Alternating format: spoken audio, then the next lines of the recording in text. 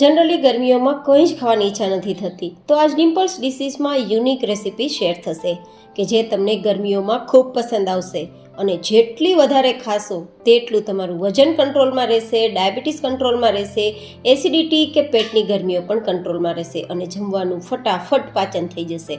તો જેમના માટે આપણે એકદમ સરસ પાચક વર્ધક છાશ તૈયાર કરીશું, લસણ ડુંગળી કે શાકભાજીના ઉપયોગ વગર સબ્જી તૈયાર કરીશું અને હેલ્ધી સ્પેશિયલી ગરમીઓમાં ખવાતો રોટલો તૈયાર કરીશું જે વજન ડાયાબિટીસને કંટ્રોલ કરશે, પેટની ગરમીને દૂર રાખશે. તો ચલો આવી હેલ્ધી ડિશ બનાવવાની શરૂઆત કરીએ. તો જેમના માટે સૌથી પહેલાં આપણે મસાલા પાચક વર્ધક છાશ તૈયાર કરીશું.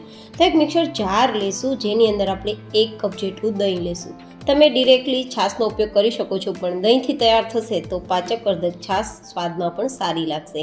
હવે આપણે લગભગ 2 કપ જેટલું પાણી ઉમેરીશું. તમારે છાશને થોડી પાતળી રાખવી હોય તો 3 કપ પણ ઉમેરી શકાય.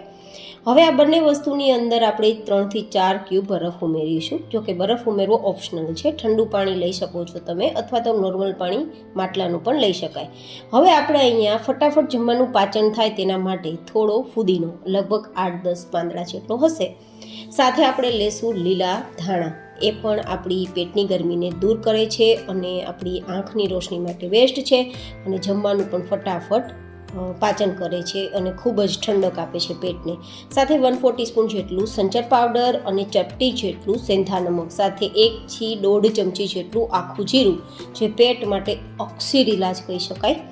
અને હવે આપણે અહીંયા લેશું લગભગ ચપટી જેટલી હિંગ ઉમેરવી ઓપ્શનલ છે અને 4 થી 5 દાણા તીખાના જે પેટમાં વાયુ થતાં અટકાવશે અને થોડો સੌંઠનો પાવડર જે ફટાફટ પાચન કરવાનું કામ કરશે.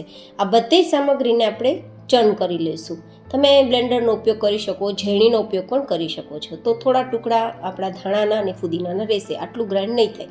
તો આપણી આ મસાલા છાશ તૈયાર થઈ ગઈ, તેને સાઈડમાં રાખી દઈશું અને હવે શાકભાજી કે લસણ ડુંગળીના ઉપયોગ વગર તૈયાર કરીશું ઇન્સ્ટન્ટ શાક જે ખૂબ જ હેલ્ધી સાથે ખૂબ જ ટેસ્ટી રહેશે. તો ખાણી દસ્તાની મદદથી એક પેસ્ટ તૈયાર કરવા માટે 2 નંગ જેટલા મરચાંના ટુકડા ઉમેરીશું અને થોડા લીલા ધાણા ઉમેરીશું. અહીંયા હું લસણ ડુંગળીનો ઉપયોગ નથી કરતી ને, તો મેં લસણ નથી ઉમેર્યું. તમારે ઉમેરવું હોય તો ઉમેરી શકો છો, આદું પણ ઉમેરી શકો છો. હવે આપણે આ રીતે બંને સામગ્રીને અધકચરી વાટી લેશું. તો આટલું અધકચરું વટાઈ જાય તો તેને અત્યારે સાઈડમાં રાખી દેવાનું છે. તો હવે આપણે તડકો તૈયાર કરીશું એકદમ ઓછા તેલમાં અને ખૂબ જ સ્વાદિષ્ટ થાળી તૈયાર કરવા માટે માત્ર 2 ચમચી તેલને ગરમ કરીશું. તમે માત્ર 1 ચમચી ઉપયોગમાં લઈ શકો છો. હવે અહીંયા 1 ચમચી જેટલું તેલ ગરમ થાય ત્યારે આખું જીરું ઉમેરીશું. જીરું છે તે પેટ માટે ખૂબ જ ફાયદા કરનાર છે, તો વધારે ઉમેરવાનું રહેશે. અને ચપટી જેટલી હિંગ અને તૈયાર કરેલ અધકચરું વાટેલું મરચું અને ધાણા ઉમેરી અને થોડી વાર માટે સાતળી લેશું. લગભગ 30-40 સેકન્ડ માટે સતળાઈ ગયા બાદ હવે આપણે એકદમ હેલ્ધી સામગ્રી ઉમેરીશું અને તે છે 2 થી 2.5 કપ જેટલું દહીં. દહીં છે કેલ્શિયમનો ભંડાર છે અને ખાસ સ્પેશિયલી ગરમીઓમાં ખાવાથી તમને પેટની ગરમીને શાંત તો કરે જ છે, પણ તમને ફ્રેશ ફીલ રાખે છે, તમને ડિહાઇડ્રેશન થતાં રોકે છે. તો અહીંયા આપણે ગેસની ફ્લેમ બંધ કરીને દહીં ઉમેરશું ને તો દહીં ફાટી જશે. હવે આપણે અડધી ચમચી જેટલું સેંધા નમક, 1/4 ટીસ્પૂન જેટલો હળદર પાવડર, 1-2 ચમચી જેટલું કાશ્મીરી લાલ મરચું પાવડર કલરનું કામ કરે, તમે તીખાસ પ્રમાણે વધઘટ કરી શકો, અને ધાણા જીરું પાવડર 2 ચમચી જેટલું જે ખૂબ જ પેટ માટે ફાયદાકારક છે. થોડા લીલા ધાણા ઉમેરી દઈશું અને હવે આ રીતે મિક્સ કરીશું. માત્ર હવે આપણે ધીમા ગેસની ફ્લેમ પર 1 મિનિટ માટે આ રીતે મિક્સ કરવાનું છે. વધારે મિક્સ નથી કરવાનું, નહીં તો દહીં છે છાશ બની જશે અને ફાટી પણ શકે છે. તો આ રીતે હળવા હાથે મિક્સ કરતા જશું. બધું જ સરસ મિક્સ થઈ જાય પછી આપણે તેને ફટાફટ નીચે ઉતારી લેવાનું છે. માત્ર 1-2 મિનિટમાં આ તૈયાર થઈ જાય છે અને સ્વાદ તો એટલો આપે છે કે વાત ના પૂછો. સાથે ખજાનો તો હેલ્થનો છે જ, તો તમને ખૂબ મજા આવશે.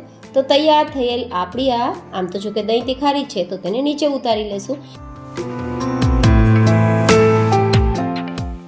હવે આપણે બનાવીશું જુવાર રોટી અથવા જુવાર રોટલો. ફાયદામાં તો જુવારની કોઈ ટક્કર જ નહીં, સ્પેશિયલી સમર સિઝન માટે.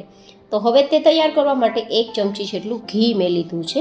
તમે તેલ ઉમેરી શકો છો અને ઘી તેલ ના ઉમેરવું હોય તો ઓપ્શનલ છે, પણ રોટલો લાંબા સમય સુધી સોફ્ટ રહે ને તેના માટે મેં ઉમેરેલું છે. અને અડધી નાની ચમચી જેટલું સેંધા નમક. નમક ઉમેરવું પણ ઓપ્શનલ છે, તમારી ચોઈસ. હવે અહીંયા 1/4 કપ જેટલું ગરમ પાણી ઉમેરીશું, મતલબ હુંફાળું ગરમ પાણી. હુંફાળા ગરમ પાણીથી જ આ લોટ તૈયાર કરવાનો છે, જેથી આપણો રોટલો છે તે વધારે સોફ્ટ બને. તમારે રોટલી તૈયાર કરવી હોય તો પણ આ જ પ્રોસેસથી કરવાની રહેશે. રોટલી કે રોટલો લાંબા સમય સુધી સોફ્ટ રાખવા માટે હંમેશા ગરમ પાણીનો જ ઉપયોગ કરવો.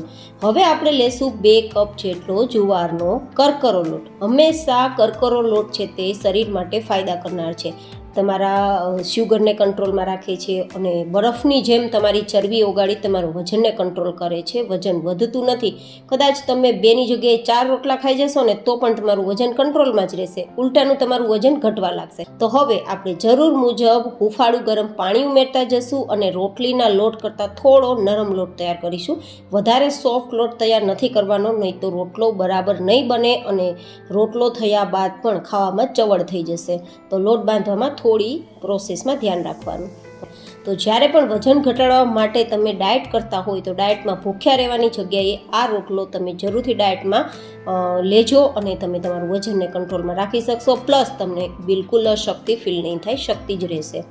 કારણ કે આમાં કેલ્શિયમ પણ ભરપૂર હોય છે અને આ એટલી બધી ઠંડી હોય છે જુવાર કે ગરમીમાં પેટની ગરમીને શાંત કરે છે અને એસિડિટી જેવી બીમારીઓથી દૂર રાખે છે. હવે આ લોટ બંધાઈ ગયો છે પણ રોટલો બનવા માટે તૈયાર નથી, કારણ કે આ લોટમાં આટલી બધી ક્રેક છે. જો તો હવે શું કરવાનું, આ 2 રોટલા થાય તેટલો લોટ છે ને, તો પહેલાં તો 1 રોટલા જેટલો લોટ રાખવાનો અને બાકીનો લોટને આપણે અત્યારે સાઈડમાં રાખી દઈશું.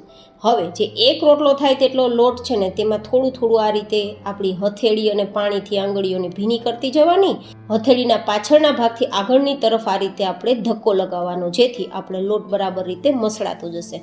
જેટલો લોટ વધારે મસળશો તેટલો રોટલો તમારો સોફ્ટ તો થશે પણ એકદમ સફેદ થશે અને બીજું ખાવામાં ખૂબ મીઠો લાગશે અને બિલકુલ ક્રેક ફ્રી થશે. ઘણા લોકોને તિરાડ થઈ જતી હોય છે ને, તો તિરાડ બિલકુલ નહીં થાય. તો આ રીતે ક્રેક ફ્રી લોટ થાય, તિરાડ વગરનો લોટ થાય ત્યાં સુધી મસળવાનો છે. અત્યારે તમે જો બિલકુલ એક પણ પ્રકારની ક્રેક નથી, જો એકદમ સોફ્ટ માખણ જેવો મુલાયમ આપણો લોટ તૈયાર થયો છે. હું તમને બંને લોટ વચ્ચેનું ડિફરન્સ પણ બતાવી દઉં હમણાં, કે આપણે લોટને મસળ્યો નહોતો ત્યારે લોટ કેવો હતો જુઓ તમે અત્યારે, અને લોટ મસળ્યા બાદ કેવો થઈ ગયો છે. તો રોટલો બનાવતી વખતે થોડી નાની મોટી ટિપ્સને ધ્યાનમાં રાખશો ને તો રોટલો એકદમ પરફેક્ટ તૈયાર થશે. તો જે લોકોને રોટલો બનાવવામાં તકલીફ થાય છે ને તે લોકો પણ પહેલી જ વારમાં સરસ રોટલો બનાવી શકે તે માટે મેં પરફેક્ટ પ્રોસેસ બતાવી છે. તો હવે આપણે રોટલો તૈયાર કરવા માટે ફરીથી 2 હાથની આંગળીઓ હથેળી બધું પાણીથી ભીનું કરીશું અને પછી આ રીતે પહેલાં તો એને રાઉન્ડ કરીશું અને પછી રાઉન્ડ કર્યા બાદ આપણે જુઓ, હું તમને પ્રોસેસ બતાવું છું કે હથેળીના પાછળના ભાગથી અને આંગળીઓની વચ્ચે આ રીતે લોટને આગળની તરફ આપણે ધક્કો લગાવવાનો છે અને હળવા હળવા હાથે દબાવતું જવાનું છે, જેથી રોટલો આપણો બનતો જશે. જો અને આટલું થઈ ગયા બાદ વચ્ચેથી થોડો લોટ વધારે હોય ને તો હળવા હાથે તેને બહાર કાઢી લેવો, જેથી વચ્ચેથી રોટલો જાડો ના થાય. પછી જરૂર મુજબ પાણીવાળો હાથ કરતું જવાનું ને જ્યાં જ્યાં રોટલામાં ક્રેક પડતી જાય, તિરાડ પડતી જાય ત્યાં આ રીતે તમારે પાણીથી આંગળીથી ફેરવતું જવાનું, તો ક્રેક ફ્રી રોટલો તૈયાર થશે. અને આ રીતે બંને હાથની આંગળીઓ અને હથેળીના પાછળના ભાગથી આગળની તરફ આપણે મૂવમેન્ટ આપતા જશું, ધક્કો લગાવતા જશું અને એ પણ હળવા હળવા હાથે પ્રેસ કરતા જશું તો રોટલો આપણો બનતો જશે. ન જાડો ન પાતળો એવો તૈયાર કર્યો છે. હવે રોટલો શેકતી વખતે માટીના તવાનો જ ઉપયોગ કરવો, જેથી રોટલો ખૂબ જ સ્વાદિષ્ટ લાગે. અને જ્યારે માટીનો તવો આપણે ગરમ કરીએ તો એકદમ હાઈ ગરમ કરવાનો. જો માટીનો તવો થોડો પણ ઠંડો હશે ને તો આપણો રોટલો શેકાતી વખતે નીચેની તરફ તિરાડવાળો થઈ જશે, ફાટી જશે, મતલબ રોટલાનું ટેક્સચર એકદમ ખરાબ આવશે. અને ગેસની ફ્લેમ એકદમ હાઈ રાખવાની અને 1 મિનિટ જેવું નીચેની સરફેસ કૂક થઈ જાય પછી જ રોટલાને ફેરવવાનો, જેથી રોટલો બિલકુલ નીચેની તરફથી કાચો ના રહે અને તૂટે પણ નહીં. તે જ રીતે બંને સાઈડ આપણે થોડો થોડો સમય આપતું જવાનું અને હાઈ ગેસની ફ્લેમ પર ગોલ્ડન કલર પર આવે ત્યાં સુધી રોટલાને શેકવાનો. અત્યારે તમે જુઓ રોટલો આપણો ફૂલીને દડા જેવો થઈ રહ્યો છે. જો ઘણા લોકો રોટલાને સીધો ગેસની ફ્લેમ પર શેકે છે, તે રીત એકદમ ખોટી છે. સીધું ગેસ ફ્લેમ પર રોટલી કે રોટલાને શેકવાથી તે ગેસની અંદરના જે પાર્ટિકલ્સ કહી શકાય તે બહાર નીકળશે અને તમારા રોટલી કે રોટલામાં જશે તો તમને ખૂબ જ નુકસાન થશે. તો હંમેશા તવા ઉપર કે પછી તમારી લોખંડનો તવો હોય તેના ઉપર આ જ રીતે રોટલી કે રોટલાને શેકવું, જેથી તમને ફાયદા થાય, નુકસાન ના થાય. તો આપણો તૈયાર થયેલો દડા જેવો ફૂલીને રોટલો ખાવા માટે રેડી છે. મેં ઓલમોસ્ટ તમને બધું જ પ્રોસેસ બતાવવાની ટ્રાય કરી છે, તેમ છતાં ના સમજાય તો મને કોમેન્ટમાં પૂછી શકો છો. તો હવે આ રીતે તમે જુઓ, બંને પડ છે તે અલગ થઈ જાય છે. અને હવે તમારે જો રોટલાને ચોપડીને ખાવો હોય તોય તમારી ઈચ્છા, અને કોરો ખાવો હોય તો પણ તમારી ઈચ્છા.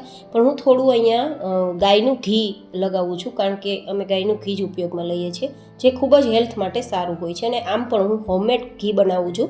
જો તમારે ઘી પ્રોપર કઈ રીતે બનાવવું, એ પણ હાથ ખરાબ કર્યા વગર ઘી કઈ રીતે તૈયાર કરવું ને, તે રેસીપી જોતી હોય તો ડિમ્પલ્સ ડિશીસમાં મળી જશે.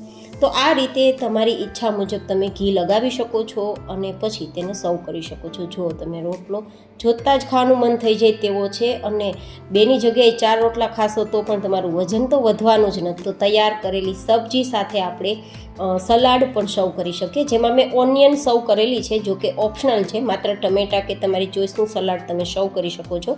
સાથે મેં અહીંયા બિલ્લાનું તેલ વગરનું અથાણું સર્વ કરેલું છે, જે પેટ માટે ખૂબ જ ફાયદા કરનાર છે. તેનું અથાણું જોવું હોય તો પણ તમને ડિમ્પલ્સ ડિશીસમાં રેસીપી લિંક મળી જશે. સાથે આપણે તૈયાર કરેલ મસાલા છાશ પણ સર્વ કરી દેશું. તો તમને કેવી લાગી મારી આજની diet cum diabetes and summer special dish, મને જરૂર તમારા ફીડબેક શેર કરજો.